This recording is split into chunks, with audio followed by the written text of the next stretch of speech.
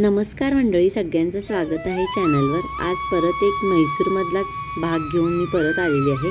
श्रीरंगपट्टणमधल्या श्री रंगनाथ स्वामी मंदिरला आपण आज भेट देत आहे। या मंदिरला आदिरंग मंदिर असंही म्हटलं जातं। कावेरी नदीजवळ वसलेलं हे श्रीरंगनाथ मंदिर आहे। मंदिर परिसरात अशी छोटी छोटी मंदिर आहेत। त्यामध्ये तुम्हाला हनुमान, राम, लक्ष्मण, सीता, गरुड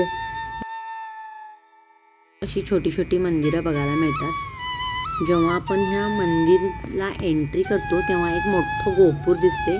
ते मंदिर आहे का असं आपल्याला वाटते, पण ते मंदिर नसून मेन गेट आहे। तिथून एंट्री आहे आणि जेव्हा संध्याकाळच्या वेळेला ह्याच्यावर सूर्याची किरणं पडतात तेव्हा ते सोन्यासारखं दिसते अगदी, आणि बघायला दृश्य अगदी छान वाटते।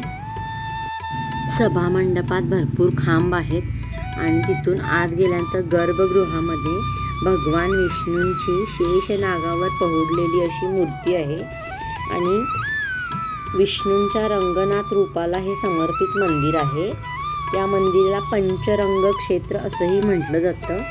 श्रीरंगम हे विश्वातील सर्वात मोठं मंदिर आहे असं पण म्हटलं जातं। बाजूला तुळशी वृंदावन आहे, त्याच्यावर पण कोरीव काम छान आहे अगदी। म्हैसूरपासून अगदी 20 किलोमीटर अंतरावर हे ठिकाण आहे।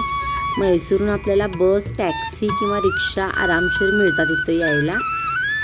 असा हा आजचा श्रीरंगपट्टणमधला रंगनाथ स्वामी मंदिरचा व्हिडिओ होता। हा व्हिडिओ जर तुम्हाला आवडला तर लाईक, शेअर करा, कमेंट करा, चॅनलला सबस्क्राईब करा। व्हिडिओ बघितल्याबद्दल थँक्यू।